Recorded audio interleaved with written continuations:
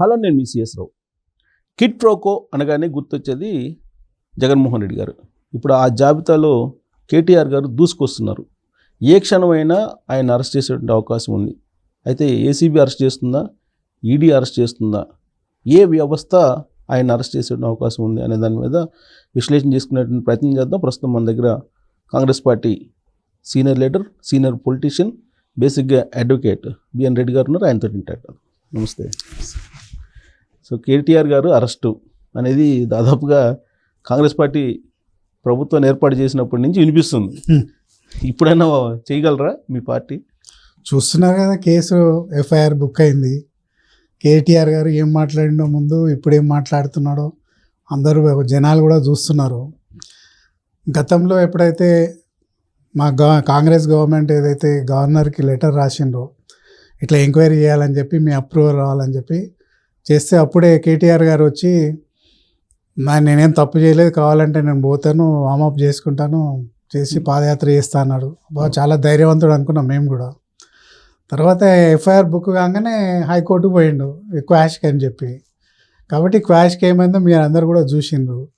కాబట్టి 200% ఈ కేసులో ప్రైమా ఫేసి ఉందని చెప్పి నిన్న క్వాష్ పిటిషన్లో వాళ్ళు జస్టిస్ లక్ష్మణ్ గారు 4 పాయింట్లని ఆయన మేడౌట్ చేసిండ్రు.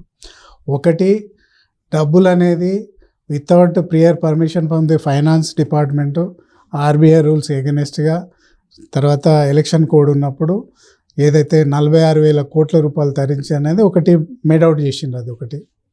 రెండవది ఏంటంటే, ఈయనకు తెలిసే జరిగిందనేది, ఎందుకంటే municipal administration urban development authority ఏదైతే మున్సిపాలిటీ ఉందో, తర్వాత హెచ్ఎండిఏ కూడా మున్సిపల్ మినిస్టర్ కిందకే వస్తుంది. తర్వాత ఫండ్స్ కూడా మున్సిపల్ హెచ్ఎండిఏకి సంబంధించింది. కాబట్టి ఈయన మౌఖిక ఆదేశాలతోటి ఇచ్చినామని చెప్పి ఆల్రెడీ ఎవరైతే అరవింద్ కుమార్ కానీ తర్వాత బిఎల్ఎన్ రెడ్డి కానీ వాళ్ళు చెప్పడం జరుగుతూ ఉంది. నెంబర్ 3 ఏంటంటే, ఈయన కస్టోడియల్లో ఉన్నాయి ఆ డబ్బులు. కాబట్టి ఈయన ఆధ్వర్యంలో పోయినట్టు ఆయన మౌఖికంగా కూడా ప్రెస్ మీట్లో కూడా చెప్పడం జరిగింది. ఏమని, I'm the government, I was the government, నా దేశాలతోటి హైదరాబాద్ ఇమేజ్ పెంచడానికి డబ్బులు పంపించిన, అక్కడ ముట్టినని చెప్పి ఆయన కన్ఫెషన్ చేసిండు. కాబట్టి ఇవన్నిటికి కూడా సూత్రధారి, పాత్రధారి అన్నీ కూడా కేటీఆర్. కాబట్టి 100% ఆయన జైలు పోవడం ఖాయం. కానీ ఆయన ఏమంటున్నారంటే, ఇవాళకి కూడా అసలు అవినీతే లేని చోట అవినీతి జరిగిందని చెప్పి ఎంక్వైరీ ఎట్టేస్తారు అని చెప్పి అంటున్నారు. ఎక్కడ జరిగింది అవినీతి అని అడుగుతున్నారు. అవినీతి అనేది 2 రకాలు ఉంటుందండి. ప్రాపర్టీ అని కానీ, మనీ కానీ కాదు. మిస్కాండక్ట్. నువ్వు స్వేరింగ్ చేసేటప్పుడు ఏమంటావు? Without favour I will discharge my duties అని చెప్పి నువ్వు చేస్తావు. అలాంటప్పుడు నువ్వు ఫేవర్ చేస్తున్నావా, లేకుంటే ఈ యొక్క 46,000 కోట్ల రూపాయలు ఎవరికి ఫేవర్ చేయడానికి ఒక ప్రైవేట్ ఏజెన్సీ, అది 46 కోట్లు ఒక ప్రైవేట్ ఏజెన్సీ. ఇక్కడ రేస్ కోర్స్ ఎంతనో అది కూడా, రేసింగ్ కూడా అంతే ప్రైవేటు. ఇప్పుడు government, within the government funds transfer అయినాయంటే అది ఓకే. రేపు నీకు చేయొచ్చు, నాకు చేయొచ్చు. పబ్లిక్ మనీని వితౌట్ ఫైనాన్స్ డిపార్ట్మెంట్ పర్మిషన్ లేకుండా, ఆర్బీఐ గైడ్లైన్స్కి ఎగెనెస్ట్గా నువ్వు చేసినావంటే అదే కదా మిస్కాండక్ట్. కానీ ఒప్పందం ఉంది కదా. ఇప్పుడు ఆ ప్రైవేట్ కంపెనీకి, హెచ్ఎండిఏకి, ఈ ప్రభుత్వానికి మధ్య ఒప్పందం ఉంది కదా.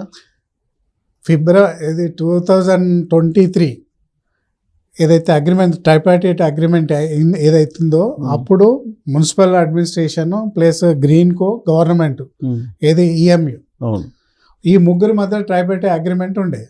అగ్రిమెంట్ అయిన తర్వాత ఈ గ్రీన్కో నాకు లాస్ అయిందని చెప్పి ఆయన వెళ్ళిపోవడం జరిగింది. మళ్ళీ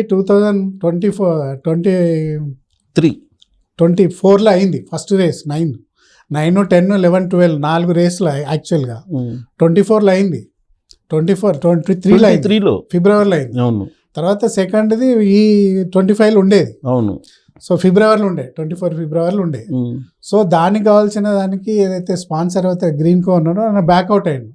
ట్రైపార్టైట్ అగ్రిమెంట్లో గవర్నమెంట్, తర్వాత ఈ రేస్ వాళ్ళు ప్లస్ ఈ గ్రీన్కో వాళ్ళు ఎవరు బ్యాక్అవుట్ అయ్యిండు వాళ్ళనే షూ చేస్తాడు. ఎవరైతే వాళ్ళు ఎవరు ఈ రేస్ వాళ్ళు, ఆయన బ్యాక్అవుట్ అయినప్పుడు గవర్నమెంట్ తీసుకోవాల్సిన అవసరం ఏముంది? యాజ్ ఏ గవర్నమెంట్ హెచ్ఎండిఏ కానీ, మున్సిపల్ అడ్మినిస్ట్రేషనే కానీ ఇవ్వాల్సింది లిమిటెడ్ కాంట్రాక్ట్లా రోడ్డు కానీ అక్కడ ఇన్ఫ్రాస్ట్రక్చర్ కానీ సేఫ్టీ కానీ సెక్యూరిటీ వీళ్ళ బాధ్యత. ఏదైతే స్పాన్సర్ చేస్తాడో ఎవరైతే ఈ గ్రీన్ కో వాళ్ళు ఉన్నారో బ్యాక్అవుట్ అయినప్పుడు వాళ్ళు చూస్ చేస్తారు, వాళ్ళని చూస్ చేయాలి. మనకేం సంబంధం? 50 కోట్లు పంపించాల్సిన అవసరం మనకేముంది అక్కడ? కానీ ఇది హైదరాబాద్ బ్రాండ్ ఇమేజ్ని పెంచడానికి నేను ఇనిషియేటివ్ తీసుకొని చేశాను. ఇక్కడ అవినీతి ఎక్కడ జరిగింది? ఇప్పుడు ఆ అమౌంట్ ఈరేస్ కంపెనీకి వెళ్ళలేదా అనేది ఆయన అడుగుతున్నారు. అందుకే అండి ఇప్పుడు ఆర్టికల్ 299 ఏం చెప్తుంది, కొన్ని బిజినెస్ రూల్స్ ఉంటాయి. గవర్నమెంట్ నడిపించేటప్పుడు 5 సంవత్సరాలు కస్టోడియన్ వచ్చాడు. పబ్లిక్ ప్రాపర్టీ, ప్రైవేట్ ప్రాపర్టీ కాదు కదా. నీ ఇష్టం వచ్చినప్పుడు గ్రీన్ కోర్ పంపిస్తా, లేకుంటే ఈ రేస్కు పంపిస్తా, లేకుంటే రేస్ కోర్స్ పంపిస్తా అంటే కాదు కదా. సర్టెన్ రూల్స్ ఫాలో అవ్వాల్సిన అవసరం ఉంది. నువ్వు కస్టోడియన్, నువ్వు ప్రజల మనీ వితౌట్ అప్రూవల్ హెచ్ఎండిఏ కానీ ఎవరు కానీ 10 కోట్ల కంటే ఎక్కువ కూడా ఇక్కడ పంపించడానికి లేదు. విత్ ఇన్ ది గవర్నమెంట్ అది కూడా. ఇప్పుడు నువ్వేం చేసినావు, వేరే కంట్రీకి ఫారెన్ కరెన్సీని వితౌట్ ఆర్బీఐ రూల్స్కి ఎగనెస్ట్గా నువ్వు పంపించినావు అంటే అది క్రిమినల్ మిస్కాండక్ట్ కిందకి వస్తుంది కదా. అంటే ప్రాసెస్లో తప్పు ఉంది అంతే, కరప్షన్ జరగల. 100% అయింది. నువ్వు ఎందుకు పంపించినావు ఎవరికి తెలుసా? ఇప్పుడు ఎంక్వైరీ జరిగితేనే కదా తెలిసేది. గ్రీన్ కో వాడు పోయింది కాబట్టి వాడిని షూ చేస్తారు కదా వాళ్ళు.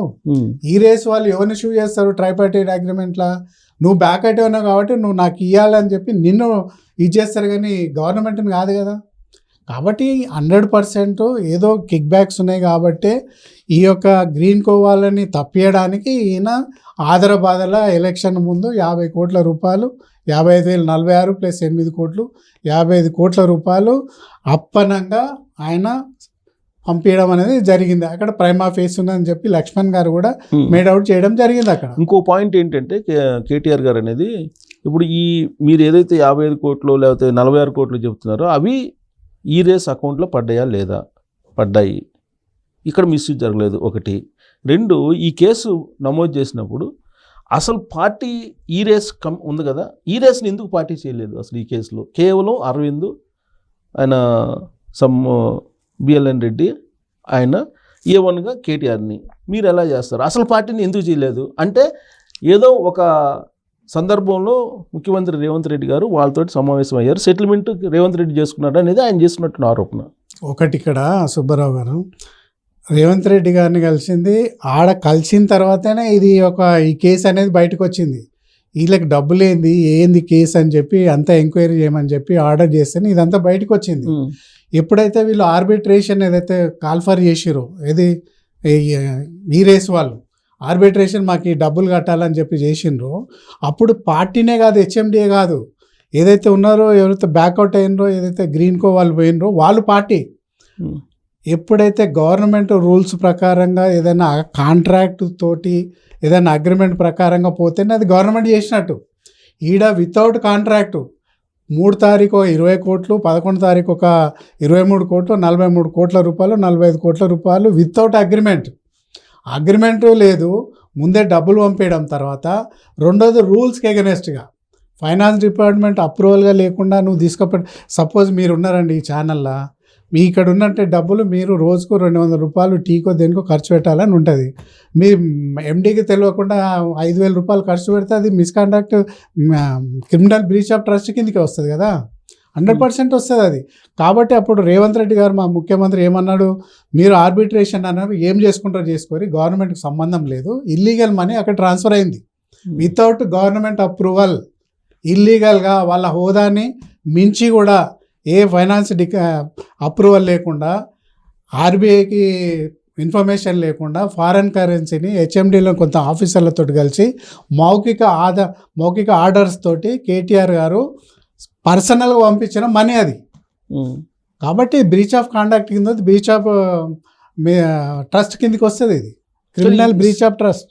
సేమ్ ఇలాంటిదే ఒక ఇన్సిడెంట్ నేను మీకు గుర్తు చేస్తాను. ఇప్పుడు గవర్నమెంట్ పంపించినట్టు కాదు, ఇండివిజువల్గా కేటీఆర్ వాళ్ళిద్దరు కలిసి ముగ్గురు కలిసి పంపించినట్టు లెక్క ఇది. కాదు, అది కాదు కదా, హెచ్ఎండి అకౌంట్ నుంచి వెళ్ళి. అవును, ఎక్కడి నుంచి నువ్వు ఎట్లా ఇల్లీగల్ పంపించినావు? నువ్వు బీయింగ్ ఏ ఆఫీసర్, కస్టోడియన్ నువ్వు ఏదైతే ఉన్నావో, నువ్వు నీకు పరిమితిని మించి ఎవరికో ప్రైవేట్ ఏజెన్సీ, అది కార్ రేస్ అనేది ప్రైవేట్ వాడు. అది ఎవరు పంపించారు? అరవింద్ గారు పంపించారు. పంపించారు. ఈయన నోట్ ఫైల్ ఉంది కదా, నోట్ ఫైల్ ఉంది, కన్ఫెషన్ చేసాను పబ్లిక్లో. నేను హైదరాబాద్ ఇమేజ్ని పెంచడానికి అది చేసిన ఇది చేసిన, రాబోయే రోజుల్లో ఎలక్ట్రికల్ కార్స్ ఇక్కడ రావడానికి నేను చేసిన 700 కోట్ల రూపాయలు ప్రాఫిట్ వచ్చింది ఇండైరెక్ట్గా నెల్సన్ సర్వే వాళ్ళు నాకు పంపించారు అన్నాడు. మళ్ళీ 700 కోట్ల నీకు ప్రాఫిట్ వస్తే వీనికి 100 కోట్లు లాస్ ఎట్లా వచ్చింది అనేది కూడా ఆలోచించాల్సిన అవసరం ఉంటుంది. ఇప్పుడు గ్రీన్ కో వానికి క్విడ్ ప్రోకో ఏదో ఉంటేనే కదా నువ్వు. గ్రీన్ కో నెక్స్ట్ జన్ ఈ 2 కంపెనీలు, ఒకటేమో స్పాన్సర్, ఇంకోటేమో ప్రమోటర్. ఇంకొకటి ఇక్కడేం తెలుసా, గ్రీన్ కో వాళ్ళు ఏదైతే అనిల్ వారు ఎవరైతే ఉన్నారో ఆయన గ్రీన్ కోలో one of the director. Sunil అండి, అనిల్ ఒకరు ఉన్నారు. ఇద్దరు కలిసి ఏం చేసిండ్రు, ఆ గ్రీన్ కో కంపెనీకి ఇది నెక్స్ట్ జెన్ కో ఏదైతే ఉందో కంపెనీ 2 నెలల ముందే ఫామ్ చేసిరు. ఇది డైరెక్ట్ గ్రీన్ కో కూడా సంబంధం లేదు. ఇది ఎందుకు 2020లో అగ్రిమెంట్ జరిగింది కదా, జరిగింది. గ్రీన్ కో ఏదైతే ఫామ్ అయిందో దీని ద్వారా ఏదైతే బ్రాంచ్ ఏదైతే నెక్స్ట్ జెన్ కో ఏదైతే ఉందో దాని ద్వారా చేసుకున్నారు వీళ్ళు. గ్రీన్ కో అనేది green co one of the వాళ్ళ కంపెనీ, కానీ ఒకటేమో ప్రమోటర్, ఇంకోటేమో స్పాన్సర్ కింద తీసుకున్నారు. అది 2 నెలల కింద వచ్చినటువంటి కంపెనీ అది. వాళ్ళకు లేకుంటే వాళ్ళు బ్యాక్అవుట్ అయినప్పుడు వాళ్ళని షూ చేయాలి కదా. అందుకే నా మచిలీపట్నం వెళ్ళి నిన్న ఏసీబీ వాళ్ళు సోదాలు చేశారు. అంతే కదా. క్విడ్ ప్రో కింద ఇప్పుడు 41 కోట్ల ఎలక్ట్రల్ బాండ్స్ అని చెప్పి నిన్న మొన్న తెలుస్తా ఉంది మనకు. అది ఉన్నదా, ఇంకేదైనా ప్రాపర్టీస్ డీలింగ్ ఉన్నదా అనేది బయటకు వస్తుంది. ట్రైపార్టీ అగ్రిమెంట్ డివైడ్ చేసినప్పుడు ఎవరైతే డివైడ్ అని వాళ్ళని షూ చేస్తారు, కానీ వాళ్ళ తరపున నువ్వు డబ్బులు ఇల్లీగల్గా పంపించడం అనేది క్రైమ్. ఇది మీకున్న ఇన్ఫర్మేషన్ ప్రకారం ఇప్పుడు ఆ గ్రీన్ కోకి కేటీఆర్ గారికి ఏంటి రిలేషన్? ఓన్లీ ఫైనాన్షియల్ డీలింగ్స్ అయినా లేదా ఇతరత్ర రిలేషన్స్ ఉన్నాయంటారా? మాకు తెలిసినప్పుడు చాలా ల్యాండ్స్ కూడా డీలింగ్ అయినట్టు మాకు తెలిసిన వస్తూ ఉంది. ఎందుకంటే ఈ 50 కోట్లు అంత ఎలక్షన్ డిక్లేర్ అయిన తర్వాత అంత తొందరగా పంపించిన అవసరం లేదు, నెంబర్ 1. రెండోది ఏదైతే కుక్కట్పిల్ల కూడా ఏదో ల్యాండ్ గురించి కూడా డీలింగ్ జరిగిందని వింటా ఉన్నాం, 240 ఎకరాలు. దాంట్లో కూడా కేటీఆర్ ఇండైరెక్ట్గా వాళ్ళకి సెటిల్మెంట్ చేస్తున్నారని చెప్పి, దాదాపు ఎన్ఐ ఆఫీస్ ఉంది కదా, దాని బ్యాక్ సైడ్ ఒక ల్యాండ్ ఉంది. దాంట్లో కూడా గ్రీన్ కో వాళ్ళు ప్రైమ్ ప్రాపర్టీస్ తోటి అగ్రిమెంట్ చేసుకున్నారు అనేది కూడా ఒకటి కథనం మనకు వస్తూ ఉంది అది. కాబట్టి దాని వెనకాల ఇంకా చాలా ఉన్నాయి. కాబట్టి ఎలక్ట్రల్ బాండ్స్ ఇచ్చిన 2 నెలలకే ఈ యొక్క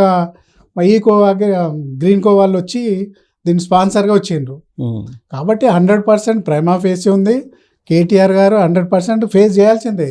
సో కిట్ ప్రోకో అంటే ఈ ఎలక్ట్రల్ బాండ్స్ ఏదైతే ఉన్నాయో పార్టీలు కలెక్ట్ చేసేది, దీని వెనక కిట్ ప్రోకో నడిచింది ఒక గ్రీన్ కో లేదా నెక్స్ట్ జన్ వీటితోటైనా లేదా ఇతర కంపెనీలతో కూడా ఇలానే నడిచింది అంటారా? ఒకటి, ఈ యొక్క కేసుకు గ్రీన్ కో ఇది ఎలక్ట్రల్ బాండ్కు సంబంధం లేదు, అది సపరేట్ ఇష్యూ. ఈ కేసులో మాత్రం 55 కోట్ల రూపాయల గురించి without prior permission from the financial department ఇల్లీగల్గా ఒక ప్రైవేట్ ఏజెన్సీకి పంపించారు. ఇది కేసు. ఓకే. సో ప్రైవేట్గా పంపించారు ఇల్లీగల్గా. గవర్నమెంట్ మనీ అయినప్పటికీ వాడికి ముట్టినప్పటికీ ఆయన ఎవడో మనకు తెలియదు కదా. వితౌట్ రూల్స్ అన్ని డివైడ్ చేసి నువ్వు ప్రైవేట్ కంపెనీకి పంపించినావు, వాడు ఏం చేస్తాడో మనకు తెలియదు కదా. సో బీయింగ్ అడ్వకేట్ మీరు ఇప్పుడు దీంట్లో ఎన్ని సంవత్సరాలు జైలు శిక్ష పడే అవకాశం ఉంది కేటీఆర్కి? మోర్ దాన్ 10 years ఉంది కదా. 409 100% 409 శాశ్వతంగా రాజకీయాలకి అన్నారు కూడా, అంతేగా మీరు చెప్పేదాన్ని కన్విక్షన్ పడితే అంటే కోర్టులకు పోతాడు, హైకోర్టు అవుతుంది, హైకోర్టు తర్వాత సుప్రీంకోర్టు పోతాడు, టైం గ్యాప్ దొరుకుతుండొచ్చు. తర్వాత 100% అయితే కన్విక్షన్ అవుతుంది, దాంట్లో తప్పించుకున్న సమస్య ఉండదు. ఈడ 2 కేసులు ఉన్నాయండి.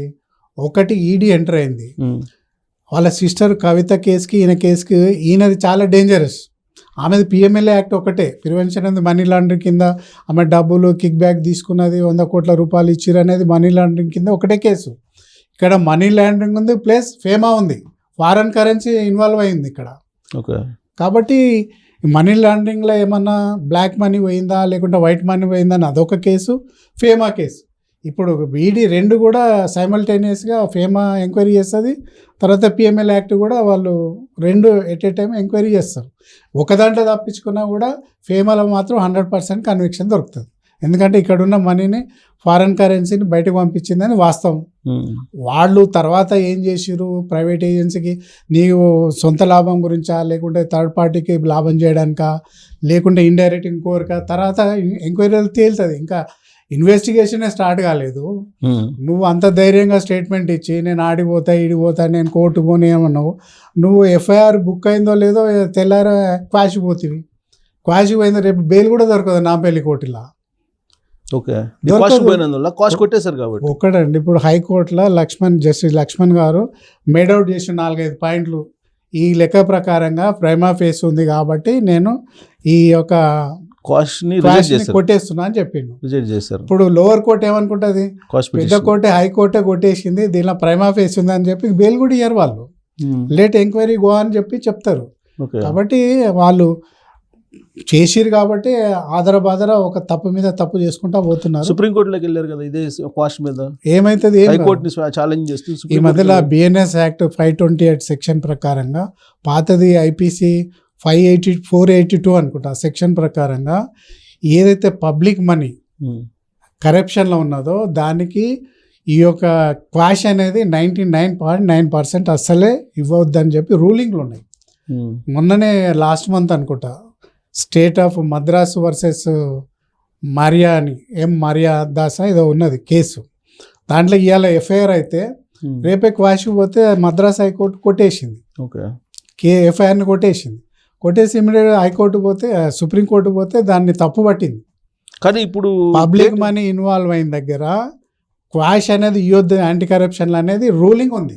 కానీ ఇప్పుడు ఈ కేసుని చంద్రబాబు నాయుడు గారి కేసు తోటి పోలుస్తున్నారు. చంద్రబాబు నాయుడుది ఇంకా కొద్దిగా చేశారు కదా మంచి కేసు, ఎందుకంటే గవర్నమెంట్ అప్రూవల్ లేకుండా ఒక మాజీ ముఖ్యమంత్రిని చేసిరు అనేది అక్కడ చంద్రబాబు నాయుడు కంటెన్షన్, ఇంతో అంతా దాని మీద దమ్ ఉంది. ఇక్కడ with permission of the governor ఆయన ప్రైమా ఫేస్ ఉందని చెప్పి సాలిసిటర్ జనరల్ తోటి కన్సల్ట్ చేసి ప్రైమా ఫేస్ ఉంది అని చెప్పిన తర్వాతనే ఆయన పర్మిషన్ ఇచ్చాడు గవర్నర్. కాబట్టి ఆ ఆప్షన్ కూడా లేదు నా కేటీఆర్. ఇప్పుడు కాస్ట్లో ఇప్పుడు చంద్రబాబు గారు వేసిన కాస్ట్కి దీనికి ఏంటి డిఫరెన్స్ ఏంటి? చంద్రబాబు నాయుడు గవర్నమెంట్ 17A ప్రకారంగా పర్మిషన్ తీసుకోలేదు అనేది గవర్నమెంట్ అరెస్ట్కి. ఈడ పర్మిషన్ తీసుకొని 20 రోజులు ఆపిండ్రు కదా గవర్నర్ కూడా. 20 days 1 month తర్వాత అన్ని ఆలోచన చేసి అడ్వకేట్ లా డిపార్ట్మెంట్ ఎంక్వైరీ చేసుకొని ప్రైమా ఫేస్ ఉందని చెప్పి అప్పుడు ఎఫ్ఐఆర్కు వాళ్ళు అలౌ చేసిరు కదా గవర్నరు. ఇక్కడ ఇంకా బలమైంది. ఇంకా కానీ ఒకటేంటంటే ఈ కేసులో అడుగడుగున అవకాశం ఉన్నప్పుడల్లా చంద్రబాబు గారిని తెర మీదకి తీసుకొస్తున్నారు కేటీఆర్ గారు చాలా వ్యూహాత్మకంగా. ఫార్ములా ఈ రేసు చంద్రబాబు గారు పెడితే అప్రిషియేట్ చేశారు. చంద్రబాబు గారి శిష్యుడు రేవంత్ రెడ్డి గారు నేను పెడితే ఈ విధంగా కేసులు పెడుతున్నారు అని అంటున్నారు. Chandrababu Naidu case entirely different అండి, ఫారెన్ కేసు కాదు, కంపారిజన్. అప్పుడు ఆయన ఈ రేస్ పెట్టారు. రేస్ పెట్టినప్పుడు మీరు అప్రిషియేట్ చేశారు కదా, అప్పుడు ఆ గవర్నమెంట్లో ఉన్నారు కదా రేవంత్ రెడ్డి గారు తెలుగుదేశం పార్టీలో సపోర్ట్ చేశారు కదా, ఇప్పుడు వ్యతిరేకిస్తున్నాడు అని అంటారు ఆయన. అవునండి, ఎప్పుడే కానీ సెంటర్ సిటీలో పెట్టడం అనేది చాలా దుర్మార్గం. ఆయన ఎక్కడ చేసిండు, తన కాజాగూడలో ఎక్కడో 400 ఎక్వైరీ చేసి అక్కడ పర్మనెంట్ సెటప్ పెట్టాలని చెప్పిండు.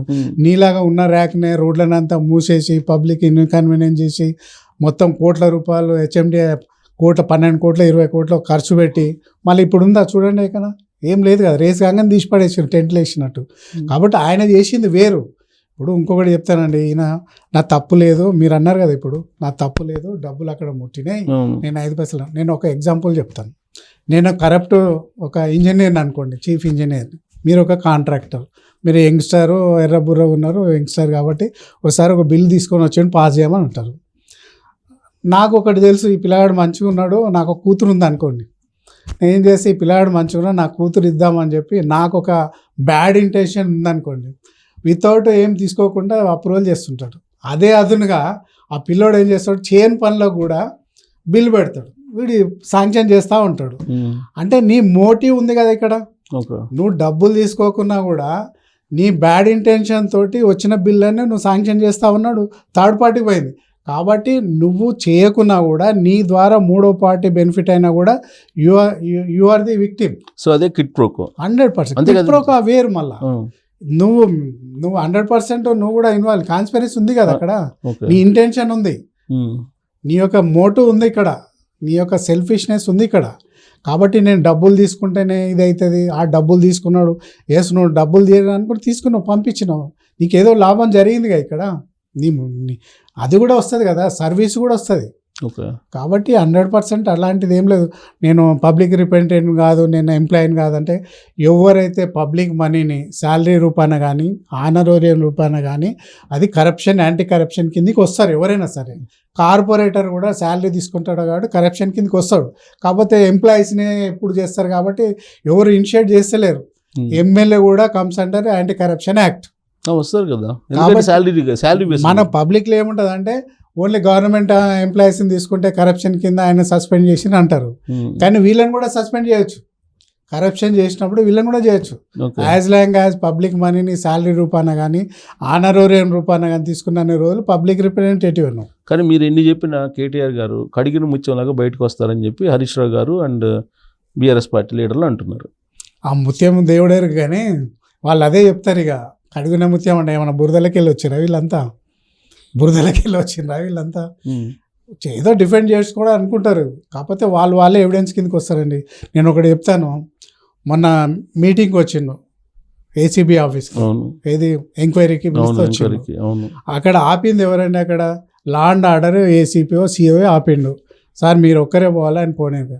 అక్కడ లోపలికి పోయిన తర్వాత ఇన్వెస్టిగేషన్ ఆఫీసర్ని రిక్వెస్ట్ చేస్తే అలౌ చేసేవాళ్ళు లేదు. అక్కడ కూర్చొని డ్రామా చేసి గంట సేపు నువ్వు ఇన్వెస్టిగేషన్కి కోఆపరేట్ చేయకుండా నువ్వు తిరిగిపోయినావంటే రేపు కోర్టు ఇవన్నీ కూడా పారామీటర్స్ తీసుకుంటుంది. ఈయన ఎట్లాగో అక్కడ ఇంటర్మీడియట్ ఆర్డర్ ఉంది కాబట్టి ఈయన కావాలని అక్కడి నుంచి వెళ్ళిపోయింది అని చెప్పి ఇన్వెస్టిగేషన్ ఆఫీసర్ దగ్గర పోయి నాకు కావాలని చెప్పి అడిగితే అలౌ చేసినా లేదు, తర్వాత సంగతి కదా. ఈరోజు ఏమైంది, హైకోర్టుకు పోయినావు, మళ్ళీ నాకు అడ్వకేట్ కావాలని అలౌ చేయలేదు, రిజెక్ట్ చేసేసింది. వితౌట్ అడ్వకేట్ విచారణకు హాజరు కావాలని చెప్పింది. ఇప్పుడే కానీ అరెస్ట్ అయిన వాళ్ళకి కస్టడీ తీసుకున్నప్పుడు అలౌ చేస్తారు అది, అంతే తప్ప ఎంక్వైరీకి వచ్చినప్పుడల్లా ఒక అడ్వకేట్ని తీసుకొని. ఇంకొకటి అండి, ఈయన ఫారెన్లో చదువుకున్నాడు కదా, బీయింగ్ ఇప్పుడు అపోజిషన్ లీడర్ అయినా ఫాదర్ వస్తలేడు కాబట్టి, కేసీఆర్ వస్తలేడు కాబట్టి అసెంబ్లీలో కూడా ఆయన అపోజిషన్ లాగా చేస్తున్నారు. ఒక ఎమ్మెల్యేగా ఉండి, ఒక ఎక్స్ మినిస్టర్గా ఉండి, ఒక అపోజిషన్ లీడర్గా ఉండి, ఒక పార్టీకి వర్కింగ్ ప్రెసిడెంట్గా ఉండి ఒక ఆఫీసర్ దగ్గర పోయి ఒక ఇంటర్వ్యూ ఫేస్ చేయలేవా, నువ్వు ఎంక్వైరీని ఫేస్ చేయలేవా? రెండోది సుబ్బారావు గారు అడ్వకేట్ ఇచ్చినా కూడా బయట కూర్చోబెడతారు, ఆయన దూరంగా కూర్చోబెడతారు, బయట కూర్చోబెడతారు. అంటే థర్డ్ డిగ్రీ లాంటిది ఏదైనా మ్యాన్ హ్యాండిల్స్ ఉంటాయేమో అనే ఉద్దేశం కదా. 5 నిమిషాలకు 10 నిమిషాలకు వచ్చి ఏమన్నా నిన్ను బెదిరిస్తున్నాడా లేకుంటే ఏమన్నా కొడుతున్నాడా అని చెప్పి వచ్చి అడిగి పోవాల్సిందే. అంతేగాని సైకిల్ చేయడానికి చూడడానికి ఏముండదు అక్కడ, నువ్వు లోపల చేసుకోవాల్సిందే. సో ట్రాన్స్ఫర్ చూడటానికి లేదు, ఏముండదు అక్కడ.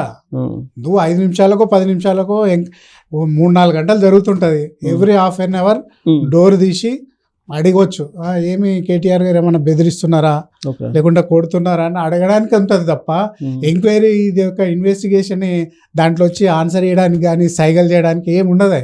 ఎందుకు కేటీఆర్ గారు అంతగానో నాకు అడ్వకేట్ కావాలని భయపడుతున్నా అంటే 100% ఆయన ఇరికింది కాబట్టి ఆ విధంగా భయపడతా ఉన్నాడు. ఆయన ఏదైతే మాటలు మాట్లాడుతుండో చేతులలో లేదు అది. కానీ అరెస్ట్ అయితే ఏమవుతుంది, నేను అక్కడి నుంచి జైలు నుంచి బయటకు వచ్చి ఫుల్ పవర్ తోటి నేను మళ్ళీ వస్తాను చూపిస్తాను, అలాంటప్పుడు ఫేస్ చేయొచ్చు కదా ఇన్వెస్టిగేషన్. మొన్న ట్వీట్ చేశారు కదా. అవును, ట్వీట్ చేస్తాడు. ఇప్పుడు ఇన్వెస్టిగేషన్ ఫేస్ చేయొచ్చు కదా, భయం ఎందుకు నీకు? తప్పు చేయనప్పుడు భయం ఎందుకు? వాళ్ళు అడిగిన దానికి సమాధానం చెప్పు. నేను పంపించలేదు, క్విడ్ ప్రోకో లేదు, నాకు సంబంధం లేదు, అదే చెప్పు. అడిగేది కూడా అదే కదా వాళ్ళు అడిగేది. నీకు అడ్వకేట్ కావాలి లేకుంటే నేను పోనీ చిన్నపిల్లలాగా డ్రామాలు చేసాడు ఎందుకు? మరి 100% చేయొచ్చు కదా. నువ్వు ఆల్రెడీ నీకు తెలుసు తప్పు చేసినావని తెలుసు, ఎలక్షన్ కోడ్ ఉందని తెలుసు, ఇవన్నీ డివైడ్ చేసినావని తెలుసు, కాబట్టి నువ్వు 100% ఇరికినావు కాబట్టి ఆ విధంగా భయపడుతున్నావు. ఒక ఏసీపీని ఇంత చదువుతావు, ఇంత మాట్లాడుతావు, ఇంత నాలెడ్జ్ ఉందంటావు, కేసీఆర్ రక్తం అంటావు, నేను ఏదైనా ధైర్యంగా ఉంటామంటావు. గతంలో రేవంత్ గారిని ద్రోణ్ ఎగిరేసిన దాంట్లో చేస్తానికి ఏమవుతుంది? నువ్వు ఇన్నోసెంట్ అయితే నువ్వు బయటపడతావు అన్నా కదా, మరి ఇప్పుడు ఏమో అయితలేదు. నువ్వు ఇప్పుడు ఎందుకు భయపడుతున్నావు? ఇదంతా కక్ష సాధింపు చర్యలు అనే వాళ్ళకి ఏం చెప్తారు? కక్ష ఏముందండి, పైసలు పంపించలేదా నువ్వు? వితౌట్ ఫైనాన్షియల్ ఇప్పుడు నువ్వు పంపించలేదా? ఈరేస్ చేయలేదా? Tri party of the agreement bi party agreement చేయలేదా? అంటే నువ్వు కక్ష ఏముంది అక్కడ? కక్ష ఏముంది? ఏమన్నా పొలిటికల్ కేసా ఇది? పొలిటికల్ కేసు అంటే కక్ష.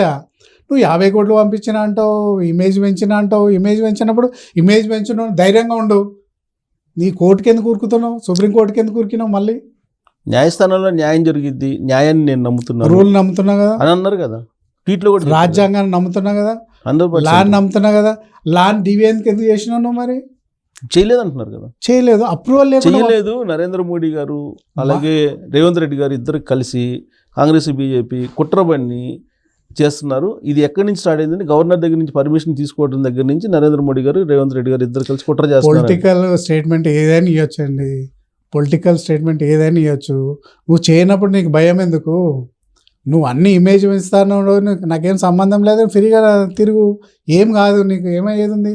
నువ్వు క్వాష్ పోయే బదులు బెయిల్ పోతే బెయిల్ వచ్చేది నీకు, ముందస్తు బెయిల్. అంతే కదా. ఇప్పుడు 100% లక్ష్మణ్ గారి 35 పేజీలల్లో మంచిగా ఇరికిచ్చిండు. ఎందుకు నేను డిస్మిస్ చేస్తున్నా ఈ క్రిమినల్ పిటిషన్ని? ఒకటే మాటతో అన్న, మా ఫ్రెండ్స్ ఉన్నారు హైకోర్టులో, ఒకటే మాట, క్రిమినల్ పిటిషన్ డిస్మిస్ చేస్తున్నా అని చెప్పిండు. ఒకటే ఫస్ట్ పిటిషన్ని, క్రిమినల్ క్వాష్ పిటిషన్ నేను డిస్మిస్ చేస్తున్నా అన్నాడు. కనీసం 10 రోజులు ఎక్స్టెన్షన్ చేయండి ఇంటర్వ్యూ ఆర్డర్ అంటే కూడా అలో చేయలేదు ఆయన. ఎప్పుడైతే నువ్వు బెయిల్కి పోతే ఇవన్నీ ఉన్నాయి. బెయిల్కి పోతే ఏమడుగుతారు? 3 అడుగుతారండి యాంటిసిపేటెడ్ బెయిల్ పోతే. ఒకటి, బయటికి పారిపోతాడా లేదా, రెండేది ఈయన ట్యాంపరింగ్ చేస్తాడా ఎవిడెన్స్ని, మూడోది ఏమన్నా విట్నెస్ని ఇన్ఫ్లుయెన్స్ చేస్తాడా. 3 చేయలేడు కాబట్టి, ఒకటి బయటికి పారిపోలేడు, రెండోది గవర్నమెంట్ లేదు కాబట్టి ట్యాంపరింగ్ చేయలేడు, బెయిల్ వచ్చేది. నువ్వు క్వాష్కి ఎందుకు పోయినావు నువ్వు? కాబట్టి 100% ఆయన ఓవర్ తెలివితోటి, అధిక తెలివితోటి ఆయన ఇరుక్కుంటూ పోతా ఉన్నాడు. కానీ నిజంగా ఇప్పటికైనా మీరు అరెస్ట్ చేస్తారా? మేము అరెస్ట్ చేసినండి. అంటే మీ గవర్నమెంట్, ఏసీబీ అంటే రాష్ట్ర ప్రభుత్వ ఆధీనంలో ఉండే సంస్థ, మేము చేయకుండా ఈడీ చేస్తుంది. అది నేను చెప్తుంది, మేము చేయకుండా ఈడీ చేస్తుంది. ఈడీ అక్కడే కదా బీఆర్ఎస్ అంటుంది. అంతే కదా, వీళ్ళిద్దరు కలిసి రాష్ట్ర కేంద్ర ప్రభుత్వాల్లో నాటకం ఆడుతున్నాయి అనే కదా. సుబ్బారావు గారు, మీకు తెలుసు, దాదాపు 30 ఏళ్ళ నుంచి మీరు జర్నలిజంలో ఉన్నారు. బీజేపీ కాంగ్రెస్ కలిసి పనిచేసిన ఎప్పుడన్నా దాఖలా ఏ రాష్ట్రంలో కానీ ఏ గలీని ఉన్నాయా? లేదు. కానీ తెలంగాణ ఉందంటున్నారు కదా. చూపియండి ఎక్కడన్నా. అంటే గవర్నమెంట్ ఉన్నప్పుడు రాష్ట్ర ప్రభుత్వం కేంద్ర ప్రభుత్వంతో మాట్లాడి పనులు చేయాల్సిన అవసరం ఉంది. నువ్వు ఉన్న 10 రోజులు ఉండి సెంట్రల్ గవర్నమెంట్లో 1000 కోట్ల రూపాయలు తీసుకోరాక గవర్నమెంట్ అంతా నాశనం చేసినావు, తెలంగాణని అంతా. ఈరోజు మనకు రావాల్సిన పోయి రేవంత్ రెడ్డి గారు కొట్లాడి తెచ్చుకుంటున్నాడు. దాని తప్ప అది? ఇప్పుడు ఫెడరల్ గవర్నమెంట్లో రాష్ట్రాలు సెంట్రల్ గవర్నమెంట్తో మాట్లాడుకొని తెచ్చుకోవాలి. ఇప్పుడు రాజకీయం ఎప్పుడు కాదు కదా, డెవలప్మెంట్ అప్పుడు మనకు కలిసి పనిచేయగానే అయిపోయిందా రేవంత్ రెడ్డి? అంటే పెద్దన్న అన్నాడు కాబట్టి పెద్దన్న. ఇప్పుడు సెంట్రల్ గవర్నమెంట్ పెద్దన్ననేమో ఎవరికైనా కూడా. ఇప్పుడు కాంగ్రెస్ గవర్నమెంట్ ఉంది, అక్కడ బీజేపీ గవర్నమెంట్ ఉంది. సెంట్రల్ అన్నప్పుడు పెద్దనే కదా, రాష్ట్రాలు చిన్ననే కదా. ఒక్కొక్కరి భాష ఒక తీరు ఉంటుంది, అంతే తప్ప. అంటే మీరు అరెస్టులు చేసి అందరినీ వాళ్ళని ఏదో మీ వైపు తిప్పుకునే ప్రయత్నం చేస్తున్నారు అనేది వాళ్ళు, అల్లు అర్జున్ దాన్ని ఉదాహరణగా చెప్తున్నాడు. కేటీఆర్ అల్లు అర్జున్కి ఏ విధంగా ఆయన సపోర్ట్ చేశాడో మనం చూసాం. అల్లు అర్జున్ అరెస్టు ఇవన్నీ చెప్పి అరెస్టులు చేసి ఏదో ఈయన ఏదో భయపించాలన్నారు, ప్రభుత్వం నిలబెట్టుకోవాలనుకుంటున్నాడు, ఈ ప్రభుత్వం నిలబడదు అని చెప్పి అంటున్నాడు ఆయన. ఒకటి, ఇది ప్రాంతీయ పార్టీ కాదు, నేషనల్ పార్టీ. రేవంత్ రెడ్డి గారు ఒక్కరే నిర్ణయం తీసుకోరు. చంద్రబాబు నాయుడు తీసుకున్నట్టు, లేకుంటే కేసీఆర్ తీసుకున్నట్టు. ఇక్కడ అధిష్టానం ఉంటుంది, ఢిల్లీలో హైకమాండ్ ఉంటుంది. ఇక్కడ కూడా 10 మందితోటి డిసిషన్ తీసుకున్న తర్వాతనే చేస్తారు ఏదైనా కూడా. ఇప్పుడు మన వైఎస్ఆర్సీపీ జగన్మోహన్ రెడ్డి ఉన్నారు, చంద్రబాబు నాయుడిని ఎట్లా అరెస్ట్ చేసిండు? వితౌట్ గవర్నమెంట్, మీలాగానే కేసీఆర్ కేటీఆర్ లాగానే మనమాని చేసి వితౌట్ అప్రూవల్ తీసుకొని పోయి కావాలని, అది విక్టిమైజేషన్ అంట, పొలిటికల్ వెండెంట్ అంటారు. ఇక్కడ నువ్వు ఎక్కడ రేవంత్ రెడ్డి గారు కానీ, ముఖ్యమంత్రి కానీ, కాంగ్రెస్ గవర్నమెంట్ కానీ ప్రొసీజర్ ప్రకారంగానే పోతుంది. నెల రోజుల తర్వాత అప్రూవల్ ఇచ్చింది గవర్నర్. ప్రొసీజర్ ల్యాబ్స్ ఎక్కడ లేవు. నువ్వు ప్రొసీజర్ ల్యాబ్స్ చేసి నువ్వు ఈరోజు ఇరుక్కున్నావు. సరే, నువ్వు ఆ డబ్బులు తర్వాత నీకు క్విడ్ ప్రోకో దగ్గర 41 కోట్లు వచ్చినాయా రాలేదా అనేది ఎంక్వైరీ తెలుస్తుంది కదా. ఎఫ్ఐఆర్లో ప్రైమరీ ఉంటుంది. నువ్వు డబ్బులు పంపించినావు, అప్రూవల్ ఉందా?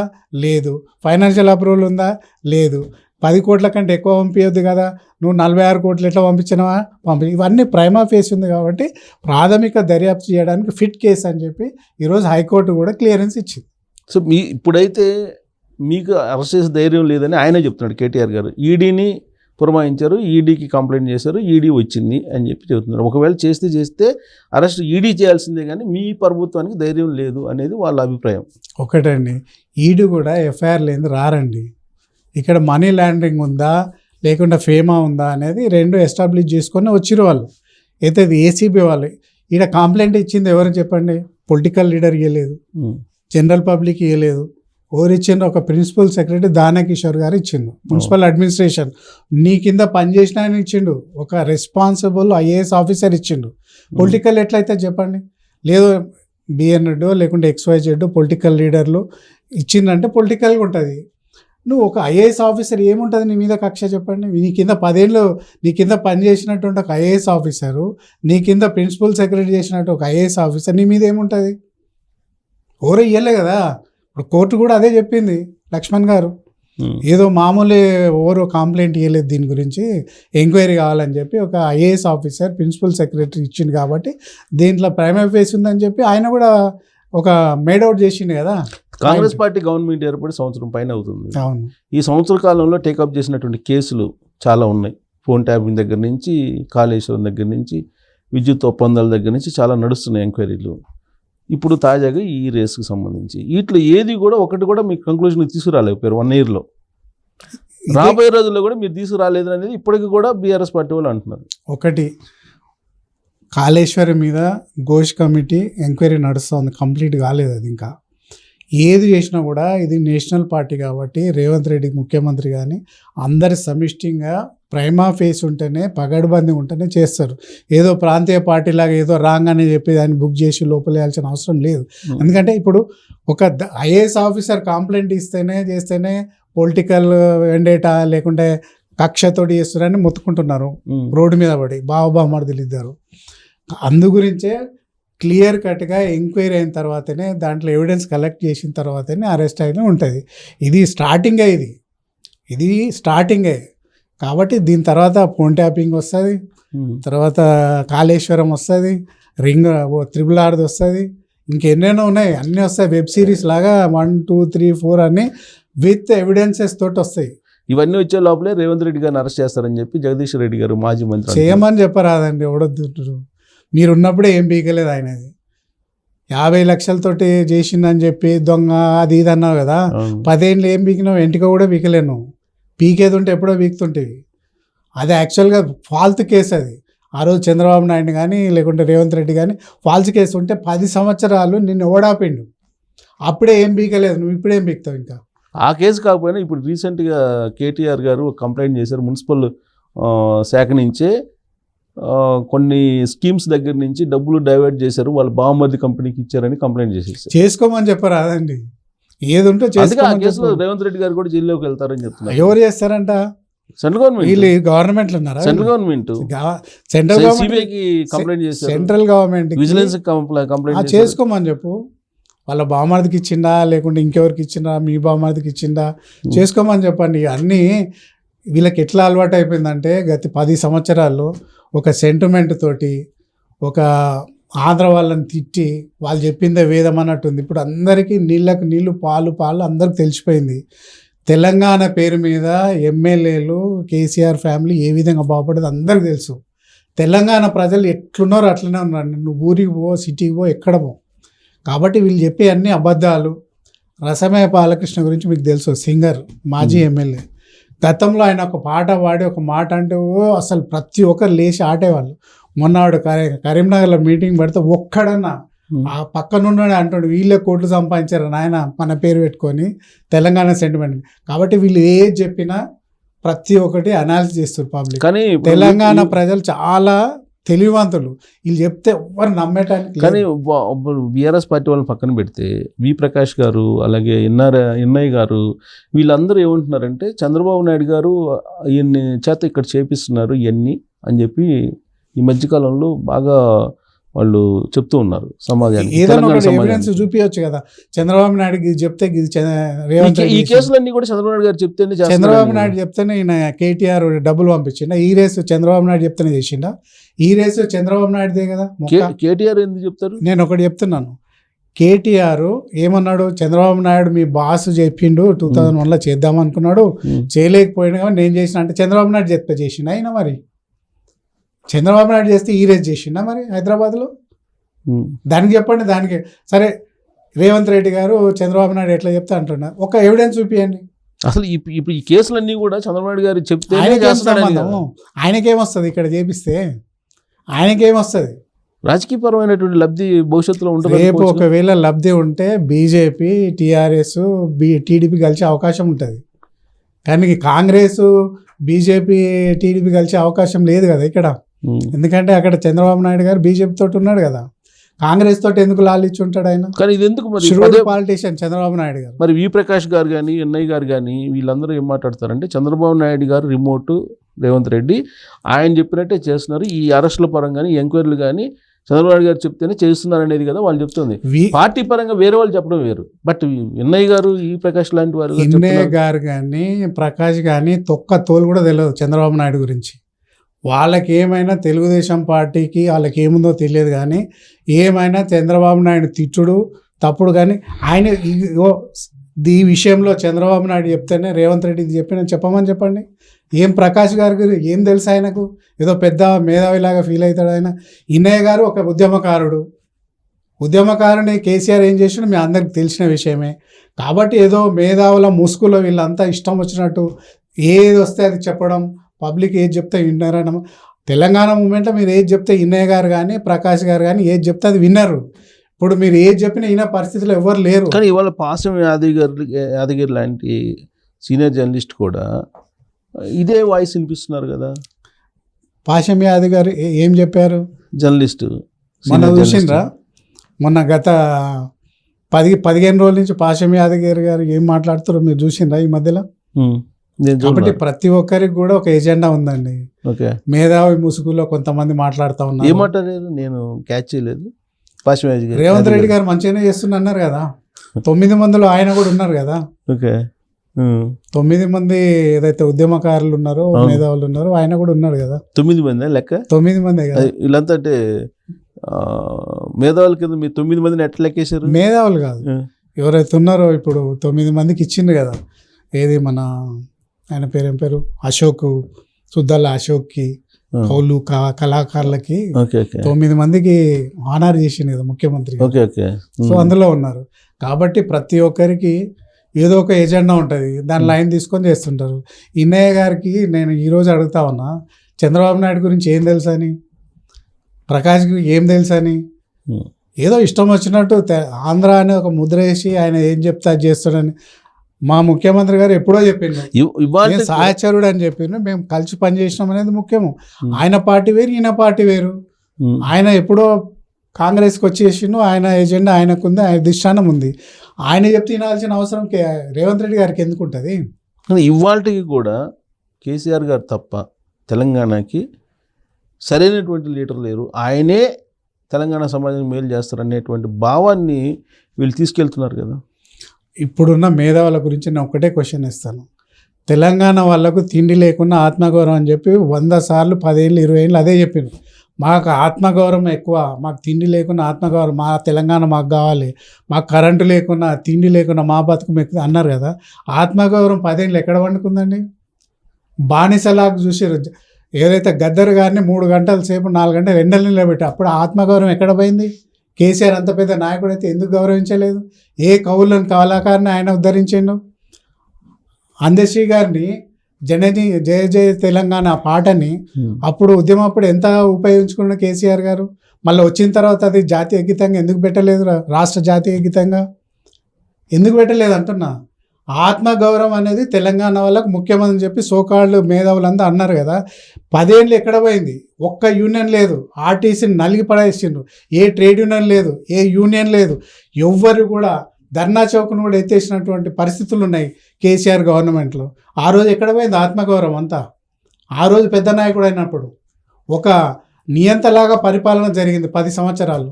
అప్పుడు ఎవరు సపోర్ట్ చేయలేదండి. కానీ అది నియంతలాగా కాదని చెప్పి ఇప్పుడు తెలుస్తుంది. కాంగ్రెస్ పార్టీ 1 year పరిపాలన తర్వాత చూస్తే కేసీఆర్ గారే అద్భుతమైన పరిపాలన అందించగలిగారు, ఆయనకి మాత్రమే అవగాహన ఉంది అని చెప్తున్నారు. ఈవెన్ తెలంగాణ తల్లి విగ్రహం రూపకల్పనలో కూడా సోనియా గాంధీని పెట్టి చూపిస్తున్నారు.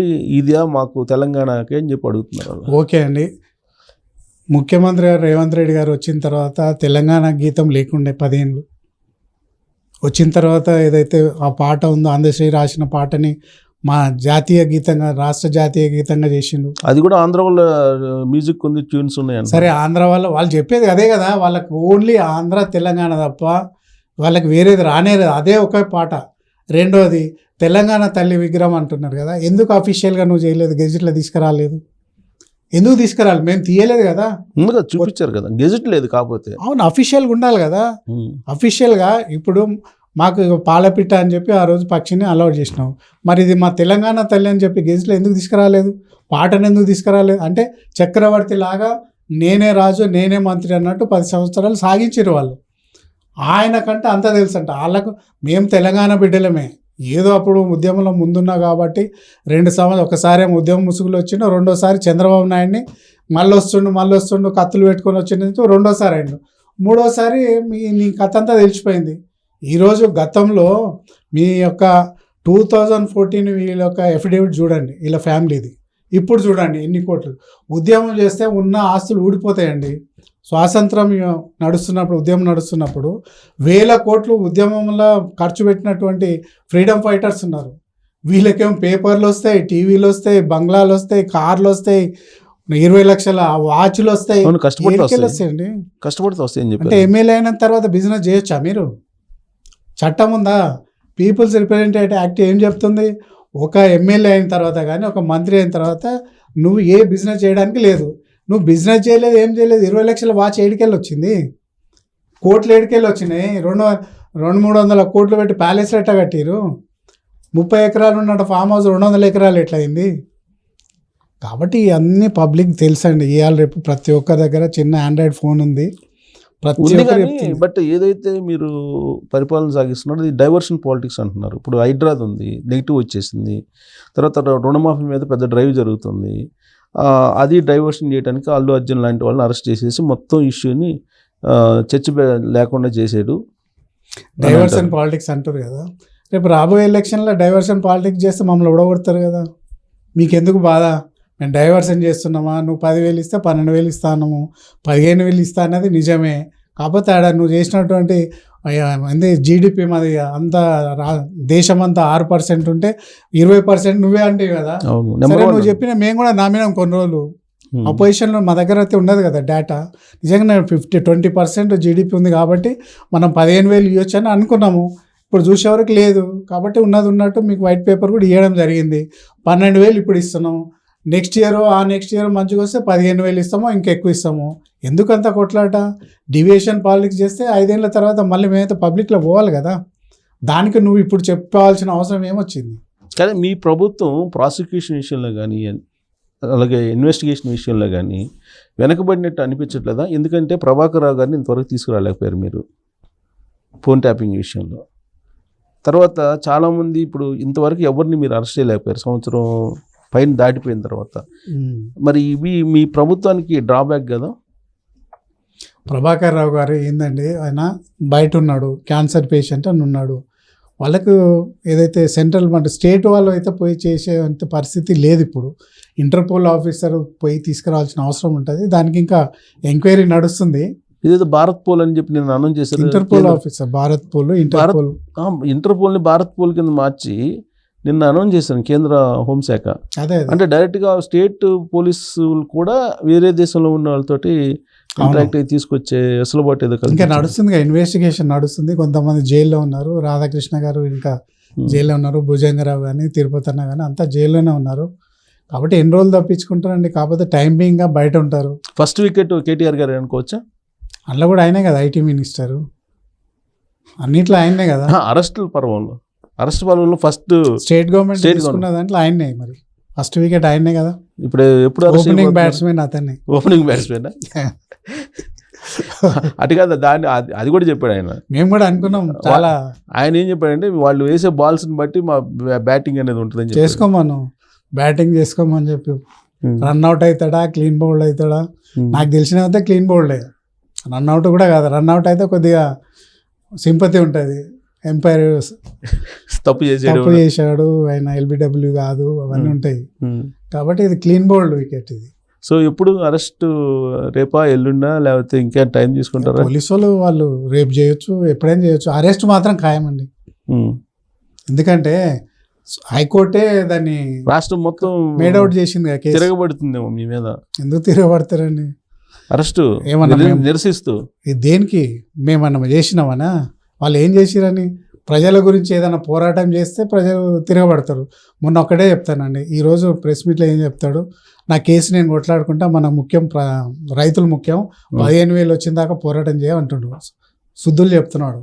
మొన్న అసెంబ్లీలో ఏమన్నాడు, రైతు గురించి, రైతు భరోసా గురించి తుమ్మల నాగేశ్వరరావు 10 సార్లు లేచి మీరు సూచనలు ఇవ్వండి, ఎంత ఇవ్వాలి, ఎవరికి ఇవ్వాలని చెప్తే లేదు ఈ కేసు గురించే ఈ రేస్ గురించే మీరు మాట్లాడాలని చెప్పి బైకాట్ చేసిపోయాను. అంటే లోపల ఒకటి బయట ఒకటి నీ ఇష్టం వచ్చినట్టు మాట్లాడుతున్నారు. ఈ పబ్లిక్ చూస్తున్నారు, ఎంతమందిని చూతే చేసారో అందరికి తెలుసు. ఇక చూతే ఎవడు కాడు తెలంగాణ పబ్లిక్. అదేదో అసెంబ్లీ గంటక నిమిషానికి ₹1,00,000 ఖర్చు అవుతుందంట. ఆయన గురించి అసెంబ్లీని బైకాట్ చేసిపోయాను. రైతు భరోసా గురించి ఎందుకు కొట్లాడలేదు అసెంబ్లీలో? ఈరోజు శుద్ధపూసలాగా మాట్లాడుతున్నారు బయటకు వచ్చి, నా కేసు నేను చూసుకుంటా, మీరు రైతుల గురించి పోరాటం అని. అంటే నీ ఇష్టం అన్నమాట, ఏది వస్తే అది. కింద పడ్డా అదే, హైదరాబాద్లో ఒకటి ఉంటుంది, నేను మాట్లాడలేను కానీ కింద పడ్డా అదే, పైన పడ్డా అదే. కాదు, ఇప్పుడు ఇదంతా ఓకే మీరు చెప్తున్నారు, అసలు రేవంత్ రెడ్డి గారి ప్రభుత్వం పడిపోతుందని చెప్పి మళ్ళీ స్టార్ట్ చేశారు కదా వాళ్ళు. పడిపోబోతుంది మళ్ళీ ఆయనకి ముఖ్యమంత్రి పదవి ఉండదు, దించేస్తున్నారు ఆయన్ని. పోతే పోతుంది, వీళ్ళకెందుకు బాధ ఉంటే మాకే ఉంటుంది కదా, అంటే పడిపోతుంది అంట. రాహుల్ గాంధీ అసలు అపాయింట్మెంట్ ఇవ్వట్లేదు రేవంత్ రెడ్డి, సరే ఇయ్యాడు, సో ఆయన్ని మార్చేయబోతున్నారు. మారుస్తారు, మీకేంది గవర్నమెంట్ అయితే ఉంటుంది కదా, మీకెందుకు బాధ? రేవంత్ రెడ్డి ఉంటేంది, నీకు ఇంక XYZ ఉంటేంది, నీది మాత్రం కేసు క్లియర్ కట్ మేడౌట్ అయింది కాబట్టి నీది నువ్వు చూసుకో. పబ్లిక్లో నువ్వు చెప్పాల్సిన అవసరం లేదు. పబ్లిక్ ప్రజలకు అందరికి తెలుసు, రచ్చబండ మీద కూర్చున్న వాళ్ళు ప్రతి ఒక్కరికి తెలుసు ఏం జరుగుతుంది అనేది. నీకు నాకు తెలియనట్టు విషయాలు వాళ్ళకి తెలుసు. కుట్ర జరుగుతుందా రేవంత్ రెడ్డి ప్రభుత్వాన్ని పడగొట్టేటువంటిది? అన్నారు కదా 16 రోజులు అన్నది, రాగానే 16 రోజులకి 20 రోజులు ఉండదని చెప్పి ఒకడు. ఇప్పుడు వచ్చిన 10 మంది ఎమ్మెల్యేలను కూడా ఎందుకు తీసుకోవాల్సి వచ్చింది? మీరు ఇటువంటి లూజ్ టాక్ చేసినందుకే వాళ్ళు వచ్చిండ్రు మన దగ్గరికి. 16 రోజులలో పోతుంది, 20 రోజులలో పోతుంది, 3 నెలలు ఉండదు అని చెప్పిండ్రు. ఈరోజు ఏమైంది? నీకు నువ్వే చూసుకుంటా, నీ దాంట్లోకి వెళ్ళి ఎంతమంది పోతారో చూసుకో ఫస్ట్. మన్మోహన్ సింగ్ గారు చనిపోయిన తర్వాత జరిగినటువంటి అంత్యక్రియల్లో రాహుల్ గాంధీ గారి పక్కనే రేవంత్ రెడ్డి గారు కనిపించారు.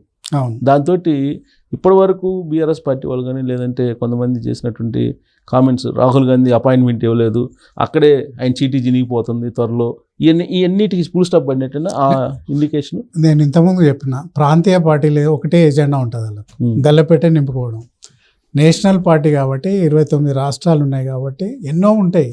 ముఖ్యమంత్రి గారు ఢిల్లీకి పోయినప్పుడు కలవాల్సిన అవసరం లేదు కదా, గడ్కరీనో ప్రైమ్ మినిస్టర్నో హోమ్ మినిస్టర్నో కలుస్తాను పోతాడు. పోయినప్పుడల్లా 29 రాష్ట్రాలు రాహుల్ గాంధీ కానీ వాళ్ళంతా చూసుకునే పరిస్థితి ఉంటుంది. ప్రతిసారి ముఖ్యమంత్రి అయినంత మాత్రాన పోయి వాళ్ళ టైం వేస్ట్ చేసేది ఉండదు కదా. ఏదైనా పర్టికులర్గా ఉన్నప్పుడు పోయి కలుస్తాడు. దానంత మాత్రాన వీళ్ళంతా ఊహించి ఆడేదో ఈయన పిఏగా పనిచేసినట్టు, రాహుల్ గాంధీ ఫోన్ చేసి నీకు ఆయనకి ఇస్తలేను, నేను కేటీఆర్కి చెప్పినట్టు, హరీష్ రావుకి చెప్పినట్టు, అన్నీ తెలిసినట్టు ఆయన ఇస్తలేడని చెప్పి వీళ్ళు చెప్తూ ఉంటారు. వాళ్ళు ఏదో వేషాలు వేస్తూ ఉన్నారు బాబా మరుదులు, కానీ వర్కౌట్ అయ్యే పరిస్థితి లేదు. ఇప్పుడు కాంగ్రెస్ పార్టీకి సంబంధించిన సీఎంలు ఉన్నారు, ఇప్పుడు కర్ణాటక ఉన్నారు. బట్ మన్మోహన్ సింగ్ గారు చనిపోయినప్పుడు వీళ్ళందరూ వెళ్ళారు. ప్రత్యేకించి రేవంత్ రెడ్డి గారు ఒక్కరే రాహుల్ గాంధీ పక్కకు నిలబడ్డారు. ఏంటి వెహికల్ పిలిచారట కదా, పిలిచి పక్కన నుంచోబెట్టుకున్నారట కదా. అదే ప్రేమ ఉంటేనే పిలుచుకుంటారు కదా. మరి రేవంత్ రెడ్డి మీద ప్రేమ ఉంది కాబట్టి కనిపించుంటాడు, రమ్మని ఉంటాడు. అంతేనా? ఈ రాష్ట్రంలో ఇలాంటి కామెంట్లు వస్తున్నాయి కాబట్టి వాటికి శాశ్వతంగా ఫుల్ స్టాప్ పడాలి. ఆ డెడ్ బాడీ దగ్గర ప్రొసిషన్లో కూడా అలాంటి ఆలోచన చేసి, అందులో రాహుల్ గాంధీ అలాంటి రాజకీయాలు చేయడు. ఏదో రా రేవంత్ అని పిలిచింటారు అంతే తప్ప లేదో మొరుగుతురు అని చెప్పి ఇలా చేయడానికి ఆయన ఇలా మీద కాన్సన్ట్రేషన్ కూడా చేయడు రాహుల్ గాంధీ. ఏది బాబా మరుదులు ఇట్లా అంటారు సార్, నన్ను దగ్గరకు తీసుకో అని చెప్పాల్సిన అవసరం లేదు, ఆయన తీసుకోవాల్సిన అవసరం ఆయనకు అంతకంటే లేదు. కానీ చిన్న రాష్ట్రం అండి, 17 ఎంపీలు పెద్ద ఇదా. కానీ కాంగ్రెస్ పార్టీలో కూడా అంతర్గతంగా రోజు జరిగిన దాన్ని బాగా సీరియస్గా అంతర్గతంగా చర్చించుకుంటున్నారు కదా. చాలామంది ఉన్నారు భారతదేశంలో కాంగ్రెస్ పార్టీకి సంబంధించినటువంటి లీడర్లు చాలామంది ఉన్నారు. బట్ రేవంత్ రెడ్డిని ఎక్కువ ఆయన ప్రాధాన్యత ఇవ్వటం అనేది చర్చ జరుగుతులేదా? మరి మాకున్నాయి 3 రాష్ట్రాల ముఖ్యమంత్రులు, హిమాచల్ ప్రదేశ్ ఒకటి, కర్ణాటక ఒకటి. సిద్ధరామయ్య గారు పోయినరా లేదో తెలియదు. ఉన్న ముఖ్యమంత్రి కావాల్సిన పిలుచుకొని నిలబడ్డారు. దాంట్లో పెద్ద ఆలోచన చేయాల్సిన అవసరం ఏం లేదు దాని గురించి. అంతా పోస్ట్ మార్టం చేసి ఎందుకు నిలబెట్టిండు, ఎందుకు దగ్గరికి తీసుకున్నారు అంటే ప్రాధాన్యత ఇచ్చుంటారేమో. 100% ఇస్తారు కదా. ఇప్పుడు ఈరోజు ఏదైనా గవర్నమెంట్ ఉందంటే పెద్ద గవర్నమెంట్ అంటే తెలంగాణ కర్ణాటకనే కానీ మాకున్నది కాబట్టి ప్రియారిటీ ఉంటుంది కదా లీడర్కి కూడా. అందులో రేవంత్ రెడ్డి గారు యంగ్స్టర్, రాబోయే రోజుల కేంద్ర రాజకీయం చేసే అవకాశం కూడా ఉంటుంది ఇంకా 10 ఏళ్ళ తర్వాతనో 15 ఏళ్ళ తర్వాతనో. కాబట్టి యంగ్స్టర్స్ని అప్గ్రేడ్ చేసుకుంటుండే కదా. మీకేమో ఆ కోణం నుంచి కనిపిస్తుంది. బీఆర్ఎస్ పార్టీ వాళ్ళకి ఏమో సూట్ కేసులు ఎక్కువగా మోస్తున్నాడు కాబట్టి ఆయన దగ్గరకు తీసుకున్నాడు అనేది.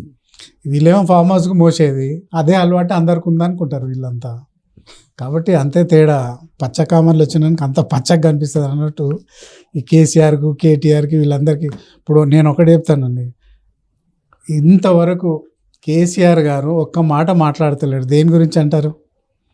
అసెంబ్లీకి రాడు. తర్వాత ఇవన్నీ కేసులు వస్తుంటే కూడా అదే నిజంగా కూడా కవిత కేసు లేకుంటే కానీ, లేకుంటే కేటీఆర్ కేసులో ఎలాంటి దమ్ము లేకుండా మాత్రం ఈరోజు దుమ్ము లేపుతుంటే వచ్చి బయటికి. కాబట్టి ప్రైమా ఫేస్ ఉంది కాబట్టి నేనెందుకు రిలీజ్ కావాలని చెప్పి ఆయన ఒక్క నీ సొంత కన్న తండ్రే బయటకు వస్తలేడు మీరు చేసిన దొంగ పనులకు. కానీ ఆయన బయట రాపోయినా ఆయన గురించి తెలంగాణ సమాజం ఆలోచిస్తుంది అనేది. కన్న పాపానికి ఆయన లోపల ఉండి ఏదో చేసుకుంటాడు, కానీ పబ్లిక్లో రాలేని పరిస్థితి మీరే తీసుకొచ్చారు అన్న చెల్లెళ్ళు కలిసి. ఆ పెద్ద మనిషికి ఉద్యమకారుడు, రాష్ట్రాన్ని తెచ్చిన మునగాడు, మేము కూడా ఒప్పుకుంటాం, కాదంటలేము. రాష్ట్రాన్ని దేవుడు ఆయన పెద్దన్న అందరికి తెలుసు. కానీ ఆయనను బయటికి తీసుకొచ్చేంత పబ్లిక్లో రానటువంటి గలీజ్ పనిలో నువ్వు నీ చెల్లె చేస్త్రీ. ఆయన బయటకు వచ్చే ముఖం కూడా లేకుండా అయిపోయాయి. మీకు రాడంటారా బయటికి? ఏ ముఖం పెట్టుకొని వస్తాడు? ఏమని వస్తాడు? నిజానికి కూడా సుబ్బారావు గారు, కేటీఆర్ గారు చేసింది తప్పు కాకపోతే, కవిత గారు చేసింది తప్పు కాకపోతే 100% వచ్చి దుమ్ము దులుపుతుండే ఆయన వచ్చిన భాషలో. పక్కా చెప్తున్నాను. ఆయనకు తెలుసు, అన్నీ తెలుసు కాబట్టి, ఇన్ అండ్ అవుట్ తెలుసు కాబట్టి వీళ్ళు నా కడుపున చెడ పుట్టింది అనుకుంటుండవచ్చు నాకు తెలిసినంత వరకు. అందుకే బయట రావట్లేదండి. అంతే కదా. కానీ వాళ్ళు అట్టు కాదు కదా, రేవంత్ రెడ్డి గారిని సీఎంగా చూడలేక, అది కూడా రేవంత్ రెడ్డి గారి మొహం చూడకుండా ఉండాలి అనే ఉద్దేశంతో రావట్లేదు అని అంటారు కదా. అదే డైజెస్ట్ అయితే లేదు, రెండోది ఫేస్ చేసే కెపాసిటీ లేదనుకోవచ్చు కదా, అందుకే రావట్లేదు అంటారు. అంతే కదా. రెండు ఉంటాయి. ఇప్పుడు గ్రీడీ, అరే అమ్మ నా కొడుకు కాలేదు, వాడు రైతు పిల్లగాడు అయింది అనేది ఒకటి ఉంటుంది. రెండోది ఫేస్ చేసే కెపాసిటీ లేనప్పుడు కూడా రారు బయటికి. మా రేవంత్ గారు కూడా ఒకటంటే రెండు అనే కెపాసిటీ ఉంది. భాష కానీ, యాస కానీ, సబ్జెక్ట్ కానీ, దేనికైనా సై అయినా దేనికంటే సై అంటారు. ఇప్పుడు ఒకవేళ ఇవాళ రేపు లేదా 2 రోజుల్లోనూ కేటీఆర్ గారిని అరెస్ట్ చేస్తారు అనుకుందాం. ఓకే, నెక్స్ట్ రాష్ట్రంలో జరగబోయే పరిణామాలు ఎలా ఉంటాయి? ఏముండదు, జీరో ఉంటుంది. ఏముండదండి. పబ్లిక్ ఏమైనా ఎజెండానా ఇది? తెలంగాణ ఆంధ్ర కొట్లాటనా ఇది? తెలంగాణ పోరాటమా, రాష్ట్ర పోరాటమా? నీ సొంత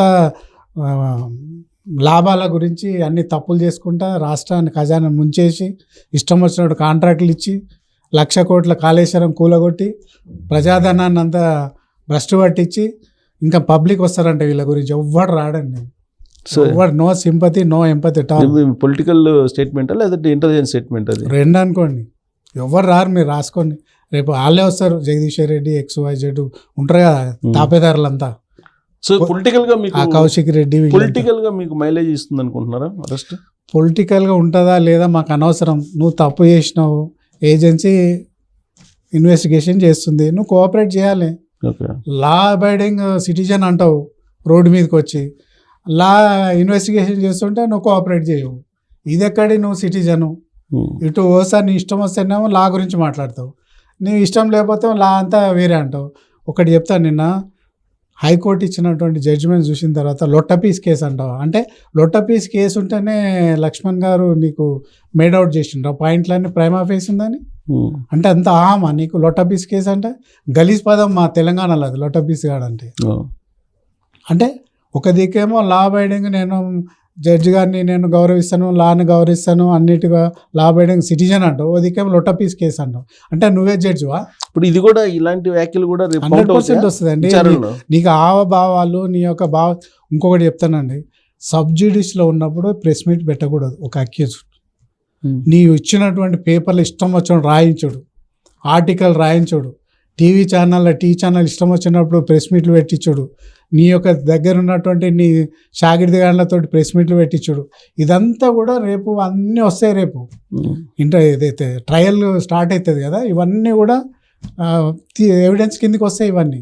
ఇప్పుడు కేసు అంటే ఆ మధ్యకాలంలో కవితని ఈడీ అరెస్ట్ చేసినప్పుడు ఈయన ఈడీని ఇంట్లోకి రానివ్వకుండా అడౌట్ చేశాడు. దాని ఇంపాక్ట్ కూడా ఉంటుందా? 100% ఉంటుందండి. నీ బిహేవియర్ ప్రతి జడ్జి కూడా మానవుడే కదా, అందరు కూడా చూస్తారు కదా నీ క్యారెక్టర్ క్యాలిబర్ ఏందో అందరు చూస్తారు. ఇవన్నీ కూడా రేపు కన్సిడరేషన్ వస్తాయి. ఇవన్నీ కూడా అంటే జడ్జి కాదు, అప్పట్లో ఈడీ అధికారులని ఈయన నువ్వు కొంచెం ఏం చేసిండ్రు అగ్రెసివ్గా చేశారు కదా. అగ్రెసివ్గా చేసిండ్రు, వాళ్ళ మీదకి పోయిండ్రు. కేసు అయింది బంజారాస్ పిఎస్ల తర్వాత ఈడీ వాళ్ళు కంప్లైంట్ ఇస్తే సిబిఐ వాళ్ళు ఈడీ వాళ్ళు ఈడీ వాళ్ళు వస్తే వాళ్ళ కంప్లైంట్ ఇస్తే కేసు కూడా బుక్ అయింది కదా బంజారాస్ పిఎస్లో. అవును. కాబట్టి ఇవన్నీ కూడా సబ్జుడిస్లు ఉన్నప్పుడు ప్రెస్ మీట్ పెట్టకూడదు. తర్వాత నీ పేపర్లో ఇష్టం వచ్చినట్టు ఆర్టికల్ రాపిస్తావు. అవన్నీ కూడా రేపు కన్సిడరేషన్ వస్తాయి ట్రయల్. అంటే మీ కాంగ్రెస్ వాళ్ళ భాషలో చెప్పాలంటే కేటీఆర్ గారి పాపం పండినట్టేనా? పాపం పండినట్టయింది, పండిందా? పక్కా. Okay, thank you. చూద్దాం, మీరు పాపం పండింది అంటున్నారు. ఆ పాపం ఎంత పండింది ఏంటి అనేది 2-3 రోజుల్లో తెలిసిద్ది అంటున్నారుగా. అరెస్ట్ చేస్తారా ఇప్పటికైనా, లేదంటే చేస్తాం జరుగుతుందని అంటారా? ఇంకా నోటీసులు గిటీసులు ఏముండయి, డైరెక్ట్ అరెస్టేనా? అయిపోయినాయి కదా, అన్ని నోటీసులు అయిపోయినాయి, అంత అయిపోయింది. ఆల్రెడీ ఎవరైతే కంప్లైంట్ ఇచ్చాడో వాళ్ళని కూడా ఆయన స్టేట్మెంట్ కూడా తీసుకోవడం జరిగింది. లాస్ట్లో ఈయనని తీసుకొచ్చారు కదా, ఎందుకంటే విఐపి అని చెప్పి. సో పక్కాగా ఈ ఎవిడెన్స్ తీసుకెళ్లి, ఈ ఇన్వెస్టిగేషన్ రిపోర్ట్స్ తీసుకెళ్లి ఈడీకి ఇస్తారు. ఈడీ వచ్చి ఎంటర్ అరెస్ట్, అంతే తప్ప ఏసీబీ అయితే అరెస్ట్ చేసే అవకాశాలు ఉండవు అంటారు. ఏసీబీ అరెస్ట్ చేస్తుంది, అంతేనా? ఏసీబీ చేస్తుంది. నిజంగా ఏసీబీ చేస్తే రేవంత్ రెడ్డి గారి ధైర్యం ఉన్నట్టు. లేదు ఈడీ చేస్తే రేవంత్ రెడ్డి గారు నైస్గా నరేంద్ర మోడీ గారి చేత అరెస్ట్ చేయించారని చెప్పి బీఆర్ఎస్ పార్టీ వాళ్ళు అనుకుంటారు. నేను ఒకటైతే చెప్తా, ఏసీబీ చేస్తుందా ఈడీ చేస్తుందా, arrest is arrest, that's it. Okay, arrest ఖాయం. 100% చేస్తుంది అనేది చూద్దాం. Thank you very much. Thank you.